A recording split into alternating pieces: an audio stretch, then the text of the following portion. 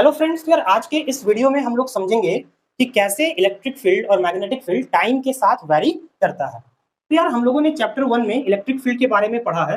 तो मान लो कि ये एक पॉजिटिव चार्ज है, तो क्या होगा, the electric field will be like this. Okay, now let's suppose कि अगर टी टाइम में ये जो चार्ज पार्टिकल है इस पॉइंट से मूव करके ये इस पॉइंट तक पहुंच जाता है, तो अब इसके कारण भी इलेक्ट्रिक फील्ड बनेगा। Now see, now observe one thing here कि जब ये चार्ज पार्टिकल यहाँ पे था तो इस पॉइंट पे क्या हो रहा था, इसके कारण कुछ इलेक्ट्रिक फील्ड बन रहा था।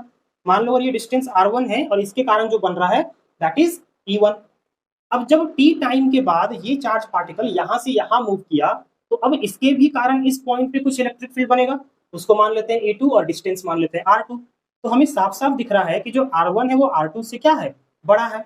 तो E1 क्या हो जाएगा, E2 से छोटा। तो हमें क्लियरली दिख रहा है कि इस पॉइंट पे जो इलेक्ट्रिक फील्ड का वैल्यू है, जो इलेक्ट्रिक फील्ड है, वो टाइम के साथ क्या हो गया, चेंज हो गया। कैसे हुआ, जब चार्ज पार्टिकल मूव करने लगा तो टाइम के साथ क्या होने लगा, स्पेस में हर एक पॉइंट पे इलेक्ट्रिक फील्ड का जो वैल्यू है वो चेंज करने लगा। ठीक है, तो इस तरीके से इलेक्ट्रिक फील्ड टाइम के साथ चेंज होता है। उसी तरीके से हम मैग्नेट का भी समझ सकते हैं। नाउ एक चीज और देखो, मान लो कि अगर एक सर्किट है, ठीक है, एंड हम लोगों ने सर्किट पे एक बैटरी लगा दिया, तो अब क्या होगा, करंट इस तरीके से फ्लो करेगा क्योंकि पॉजिटिव टर्मिनल इधर है। तो जब करंट ऐसे फ्लो करेगा तो इसके कारण कुछ मैग्नेटिक फील्ड बनेगा, अंदर की तरफ मैग्नेटिक फील्ड बनेगा। मान लो अगर मैंने इसकी पोलैरिटी को चेंज कर दिया तो अब करंट इधर से फ्लो करेगा, तो अब इस डायरेक्शन में बनेगा मैग्नेटिक फील्ड। मैंने फिर से चेंज कर दिया पोलैरिटी तो फिर ऐसे बनेगा, फिर से चेंज कर दिया पोलैरिटी तो फिर ऐसे करंट होगा तो फिर ऐसे बनेगा। लेकिन हम डीसी सोर्स के साथ बार बार तो ये नहीं करेंगे ना।